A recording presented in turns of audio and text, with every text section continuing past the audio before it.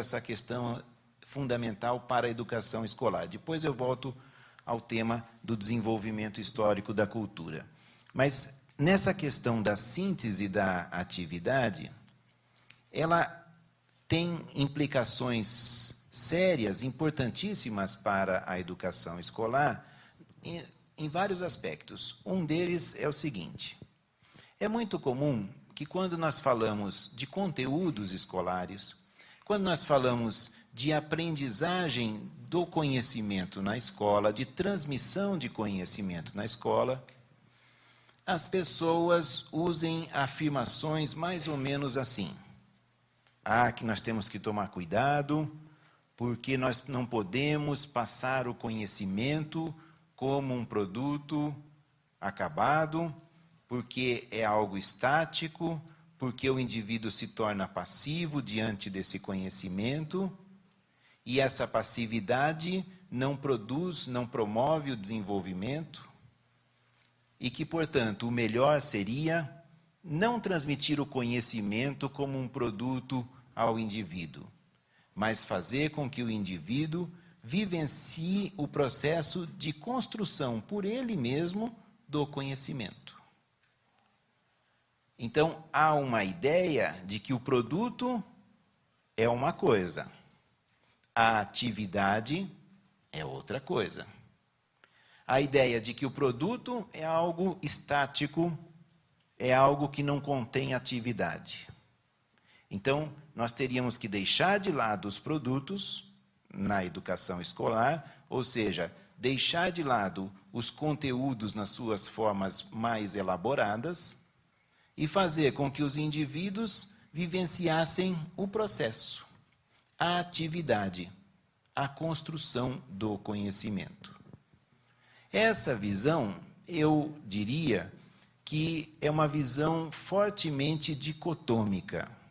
Ela separa a atividade dos produtos da atividade. Ela vê os produtos da atividade como algo morto, como algo estático, como algo que não produz movimento. Acontece que os produtos da cultura não são mortos. Os produtos da cultura, eles só são estáticos num sentido muito relativo, mas na realidade, eles contêm atividade. Eu diria que eles contêm atividade em potência. Eles contêm uma atividade que pode, vamos dizer assim, é uma atividade que se transferiu dos sujeitos para o objeto, e o objeto passa a ser portador dessa atividade em potência, dessa atividade que pode ser, digamos assim, trazida novamente à vida, na medida em que aquele produto seja incorporado à atividade de outros seres humanos. É o caso da linguagem. Quando um indivíduo se apropria da linguagem, ele se apropria de uma série de processos que estão contidos na linguagem. E esses processos ganham vida na utilização que o indivíduo faz da linguagem. Quando o indivíduo lê um livro, nesse livro nós temos objetivado, quer dizer, transformado em objeto, o pensamento de quem escreveu o livro. Então, a atividade pensante do autor do livro passou do cérebro do autor para o objeto, que é o livro. O livro passa a ser portador de atividade pensante. Quem leia o livro está procurando se apropriar da atividade pensante que está objetivada no livro.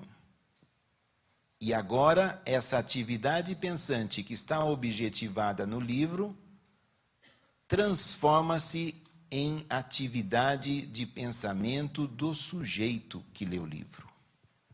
O sujeito incorpora essa atividade. O sujeito traz para a sua vida individual atividade de muitas gerações. Porque não é só a atividade do autor que escreveu o livro, na medida em que o próprio autor do livro, para poder escrevê-lo, também apropriou-se da atividade pensante de muitos outros seres humanos. Todos nós, em nossa individualidade, somos a síntese de múltiplas relações sociais. Somos a síntese de múltiplas experiências históricas. Então, quando nos apropriamos dos produtos culturais, trazemos para a nossa vida a vida que está objetivada nesses produtos. Se pensarmos dessa maneira, deveríamos mudar muita coisa do que temos discutido sobre conteúdos escolares, sobre desenvolvimento do pensamento, sobre métodos de trabalho na escola. Porque, frequentemente, as pessoas dizem: é preciso fazer com que a escola seja mais ativa, é preciso trazer mais vida para a escola. A escola tem sido historicamente voltada para o que está nos livros, afastando-se da vida. Tem se voltado para o que está nos conteúdos escolares, deixando em segundo plano a atividade dos alunos. Pois bem, esse tipo de visão separa coisas que na história humana estão unidas. Separa, por exemplo, a vida como sendo algo que só existisse no imediato do cotidiano, no imediato das vivências do indivíduo.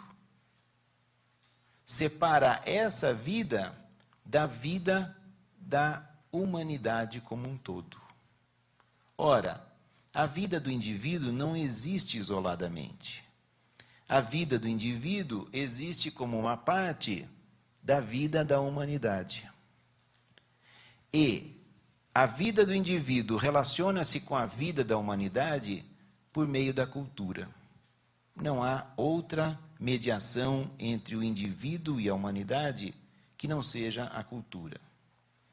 Então, quando discutimos escola, quando discutimos conteúdos escolares, quando discutimos como trabalhar com os nossos alunos, é legítimo que nós tenhamos preocupação de desenvolver nos nossos alunos a capacidade de pensamento autônomo, a criatividade, a capacidade de análise crítica dos fenômenos sociais, a capacidade, enfim, de desenvolver as suas ações e os seus pensamentos nos níveis mais elevados aos quais a humanidade já chegou.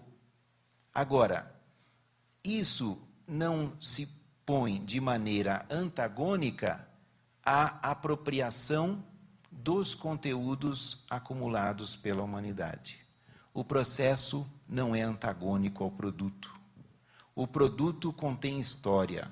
O produto é uma síntese da história. A questão que se põe é como incorporar esse produto de maneira adequada, de maneira viva, às atividades do sujeito. Depois voltarei a questões da escola, voltarei a discutir aspectos da educação escolar no que diz respeito a essa discussão sobre a cultura. Retornemos agora um pouco